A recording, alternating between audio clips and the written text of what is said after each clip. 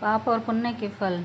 मनुष्य के जीवन में पुण्य और पाप दोनों का थोड़ा थोड़ा हिस्सा चलता है और जो जैसा करता है वैसा उसको परिणाम भी मिलता है।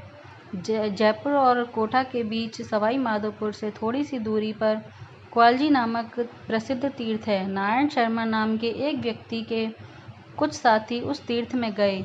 वहाँ एक भिखमंगे को देखकर नारायण शर्मा के एक साथी का दिल पसीजा। उसने उस भिखारी से पूछा, अरे भाई, ये तेरी दोनों टांगें कैसे कटी? एक्सीडेंट में कटी कि क्या हुआ? एक्सीडेंट के दोनों और बराबर इस ढंग से तो नहीं कट सकते। तो युवक, लड़का, इस उम्र में तेरी दोनों टांगें कैसे कटी? तो युवक ने आंसू बहाते हुए कहा, साहब, मैंने अपने हाथ से दोनों टांगें काटी हैं। यह सुनकर नारायण शर्मा का वह साथी चकित हो गया। अपने पैर जानबूझकर तो कोई नहीं काटेगा, सच बताओ क्या हुआ?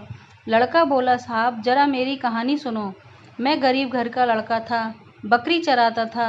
मेरे स्वभाव में ही हिंसा थी, क्रूरता थी। कोई जीव जंतु देखता, पक्षियों या जानवरों को देखता तो पत्थर मारता था। जैसे शैतान छोरे निर्दोष कुत्तों को देखकर पत्थर मार देते हैं, पक्षियों को पत्थर मार देते हैं, ऐसा मेरा शौक था। जंगल में बकरियां चल रही थीं, कुल्हाड़ी मेरे कंधे पर थी। मैं इधर उधर घूमता घामता घनी झाड़ियों की ओर निकल गया। वहाँ एक हिरनी ने एक दिन बच्चे को जन्म दिया। मुझे देखकर मेरी कुल्हाड़ी और क्रूरता से भयभीत हिरनी तो प्राण बचाकर भाग गई। बच्चा भाग नहीं सका। मैं इतना क्रूर और नीच स्वभाव का था कि मैंने अपनी कुल्हाड़ी से हिरनी के नवजात बच्चे की टांगों की चारों टांगें घुटने के ऊपर से काट डाली। उस समय मुझे क्रूरता में मजा आया। वहाँ कोई देखने वाला नहीं था। 302 और 307 कलम वह हिरनी का बच्चा कहाँ से लगावेगा, और सरकार भी क्या लगाएगी? लेकिन एक ऐसी सरकार है कि सारी सरकारों के कानूनों को उथल पुथल करके सृष्टि चला रही है। यह मुझे अब पता चला। वहाँ कोई नहीं था, फिर भी कर्म का फल देने वाला वह अंतर्यामी देव कितना सतर्क है। मैंने हिरनी के बच्चे के पैर तो काटे, लेकिन एकाध महीने में ही मेरे पैरों में पीड़ा चालू हो गई। मैं 15-16 साल का युवक लाचार इलाज कर करके थक गया। माँ बाप को जो दम लगाना था लगा लिया।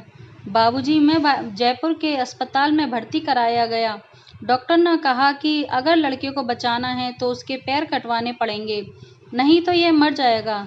मैंने दोनों पैर कटवा दिए। साहब, मैंने अपनी टांगें आप ही काटी हैं। जब हिरन के बच्चे की टांगें मैंने काटी उस समय किसी ने नहीं देखा था।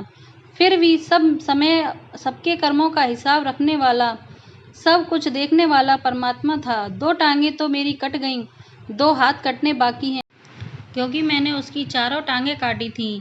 मेरी टांगें जब कट गईं तो मैं किसी काम का ना रहा।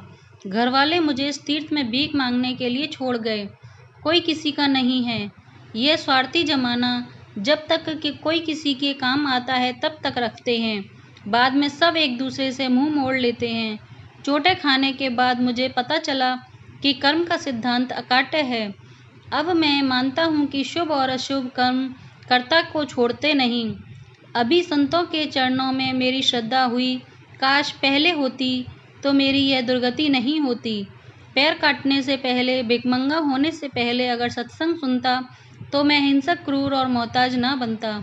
सत्संग से मेरा हिंसा, क्रूरता का स्वभाव छूटकर सेवा और सज्जनता का स्वभाव हो जाता।